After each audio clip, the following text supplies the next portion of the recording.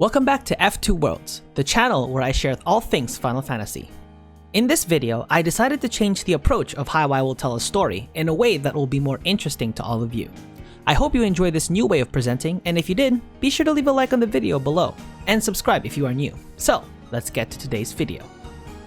Today we'll be talking about the life of Auron before Final Fantasy X. We all know Auron to be the renowned legendary guardian of Braska. Alongside Braska and Jecht, the trio set out on a journey to defeat Sin and deliver the calm to Spira. But Auron is not someone who likes to look at the past and believes he is undeserving of that title because of his past. Born 35 years before the events of Final Fantasy X, not much is known about his childhood, but we see that Auron is quite devoted to what he believes in, seeing that at a young age of 25, he was well regarded by the higher echelons of Yevon and was being groomed for a high-ranking position. This means that if Auron remained in this path and kept this devotion, he would have likely become a Maester of Yevon and would have become the Minister of Military Command, which would have put him in charge of the Yevon military. Unfortunately, his chance of this promotion was stopped when he refused to take the hand of the daughter of a high-ranking Yevon priest in marriage. So as a result, he fell out of favor within the Yevon elite, and the promotion went to his friend Wen Kinok, who would eventually become the second in command and eventually reach the title of Maester. Around this time, Braska enlisted Auron to join him in his journey to defeat Sin.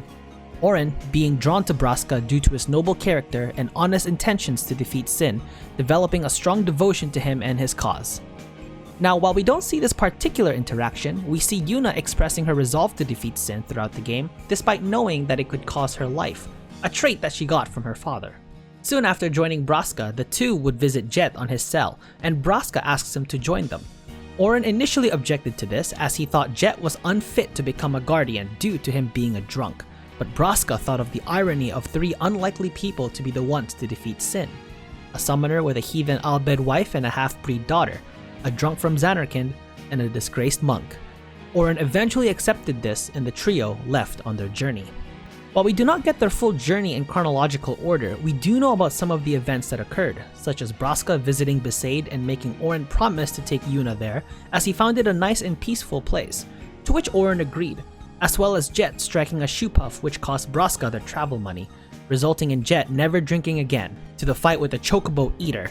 Auron eventually grew to trust Jecht, and the three formed a close bond by the time they got to the Zanarkand ruins, where they met with Yunalesca.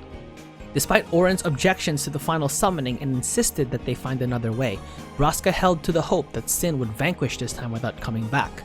Unfortunately, that was not the case as Jecht was absorbed by Sin and became its new core, as New Yevon regenerated its armor and Sin was reborn. But not before Jecht asked Auron to make a promise similar to Braska's, to find a way to get to his Zanarkand and look after his son, Tidus. Auron, upset at the fact that both his friend perished just for Sin to return to life, confronted Yunalesca, and in an attempt to attack her, she struck him down and mortally wounded him, scarring his face and blinding one of his eyes. He would eventually succumb to his wounds, but not before he crawled down Mount Gagazet into the Calmlands, where he would come across a recently disgraced Kimahri and asked him to take Yuna to Besaid to protect her. Shortly after this, he died. But due to his loyalty and promise he made to Jecht to get to Zanarkand and look after Tidus, he remained an unsent. Due to him being an unsent and being surrounded by fireflies, Auron was able to ride Sin unaffected to Dream Zanarkand, where he would continue to watch Tidus for the next 10 years until the events of Final Fantasy X begin. And that ends the video of Auron's story before Final Fantasy X. I wanted to give this style of presentation a try, and hopefully you all enjoy it. I have many more topics incoming that I want to present in this fashion, and feel free to leave comments below for future topics and your opinions on this video, and I will see you all back in F2 Worlds for the next lore topic.